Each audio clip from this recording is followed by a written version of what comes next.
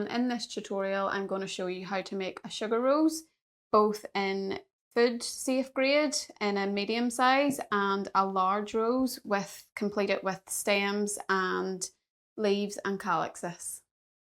So to run through the tools for what we need to create this flower, I'm going to run through it for you now. So you're going to need a petal cutter for the rose, and I would always suggest doubling up on your petal cutters, your flower cutters. You don't need to buy a new flower cutter for each flower. So for this rose, I'm actually using a ranunculus cutter because I prefer the shape of it. It's got the shape of a rose petal just as much as it has the shape of a ranunculus petal, so why give yourself the expense of buying two different ones? We also have the rose leaf cutter in small and medium. The large is quite large. You're going to need poly balls.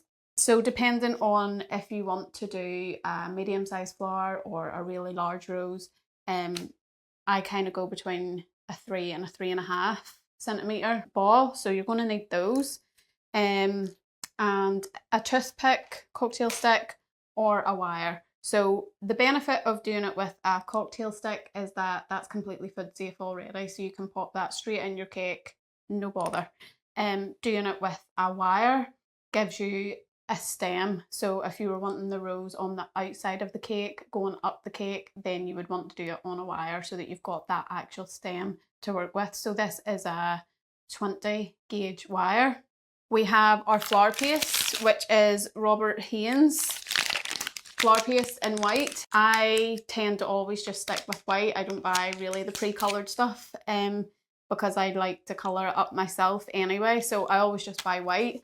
And the Robert Haynes paste is really soft and really flexible and really forgiving. So like if you have a lot of petals to cut and a lot of petals to work with, this stays quite soft and gives you that time that you need. You need a medium-sized ball tool and a petal pad to kind of work your flower on. And of course you need a good rose veiner. This one is off Etsy, and I really can't pronounce the name. Mond Mon or something like that. They're from Germany. They are the best veiners that I have ever come across, so it's really worth investing. It's actually not expensive as a veiner. It's expensive as postage to the UK, but it's totally worth it. And then I have an Arabal leaf veiner for the rose leaf. And depending then if you're doing the full stem, you're going to want a calyx